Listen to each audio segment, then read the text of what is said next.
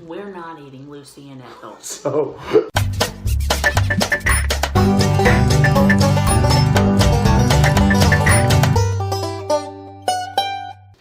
All right, so we just got back from church. It's a little bit later than we normally try to do this. So I apologize for the noise in the background. We got dogs running around and doing everything else. But one question we get asked a lot is, why did we choose to raise goats? You know, you talk to people and we excitedly tell them, hey, we got our baby goats this week. And they're like, what are you going to do with them? Why? Being in a cowboy church, everybody's like, why not cows? Or, And really for us, it came down to 4 big reasons why we chose goats. And so we thought we would sit down real quick and kind of line out those 4 reasons. So first of all was simply availability. We already had somebody we knew and trusted and loved that had these goats. We knew the goats were well taken care of, and they were right there.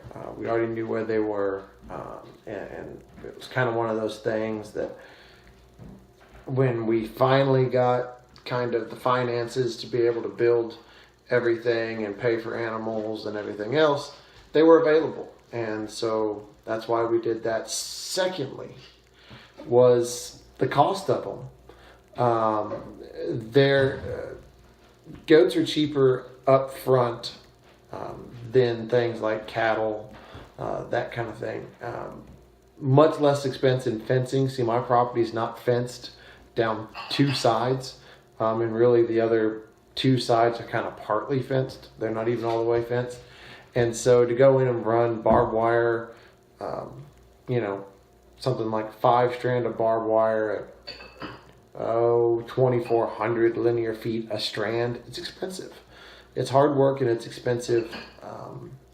And then to do cattle, you've got to have barns and pens and chutes. And we just didn't have that kind of cash. Never mind the fact that the cost of the animal would have been that much more. So they had a much cheaper upfront cost. I've got about $400 or so in my goat enclosure, rather than thousands of dollars in fencing to do cattle. But not only that, but their shelters are pretty easy to build up. It's 4 posts sunk in the ground with some 2x4s. And then some plywood sheeting, although the plywood's going to be replaced with metal pretty soon. But not only were they cheaper up front, but they're also cheaper in the long term because your feed cost is much lower. We're feeding even on a mature goat, as long as they've got ample forage available and hay. Then you're looking at feeding a mature goat like a pound a day of feed, which means for my 2 goats, a 50-pound bag is going to last me 25 days. That's nearly a month. So my feed cost is somewhere around $15 a month. And now, of course, they do get mineral supplements, and of course there's treats and things like that. And of course hay, which right now I just don't know how much they're going to eat. They've not touched much of that square bale that's in there. They've eaten on it a little bit, but they're definitely still eating most of the grass and things like that in the pen. So at least right now, they're pretty cheap to feed. Also, one of the big things that we were kind of concerned about, you slaughter a cow and man, you might bring home 500 or 600 pounds. You might bring home 900 pounds. Daniel from Arms Family Homestead, he's got a video where he brought home like 940 something pounds of beef. And to refrigerate that or to put that in a freezer, you've got to have, guys like him, they've got 2 and 3 and 4 big stand-up freezers. And we just didn't want to invest in that at this time. We've got several smaller chest freezers and a couple of double-sided refrigerators that have got ample room in there. to hold a slaughtered goat if we choose to eat them. So no need to invest in that kind of thing. And then of course feed cost is so much. So first was availability. Second is cost. Third is their size and kind of their manageability. Amy and I are both fairly inexperienced with large animals. My great-grandparents had a cattle ranch, so I've been around them. I'm definitely no expert in it.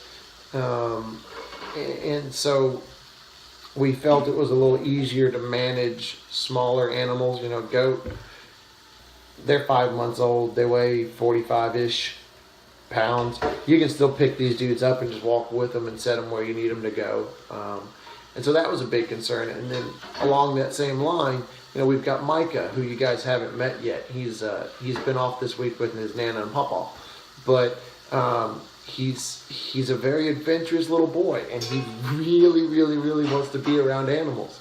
And you know, our fear was with horses or big cattle or something like that, that the chances were a little bit higher that he could really get hurt around one of those animals.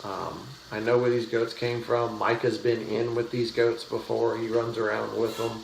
We've never had a problem with a goat hitting them or kicking them or anything like that. So that's number 3, their size and manageability. So availability, cost, size, and then fourthly, probably the most important reason is we just plain enjoy them. We really enjoy being around them. We think they're hysterical. Probably just about the cutest little things on the planet. You do have to get over the yelling when you first bring them home. The first day was rough. They just you know, all day.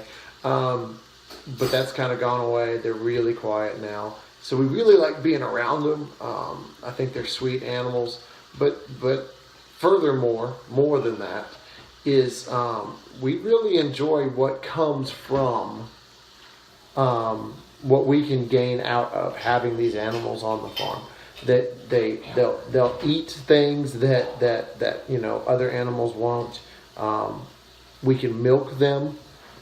Amy, along with her list of allergies and celiac and all of that, she is allergic to a protein that's found in cow's milk.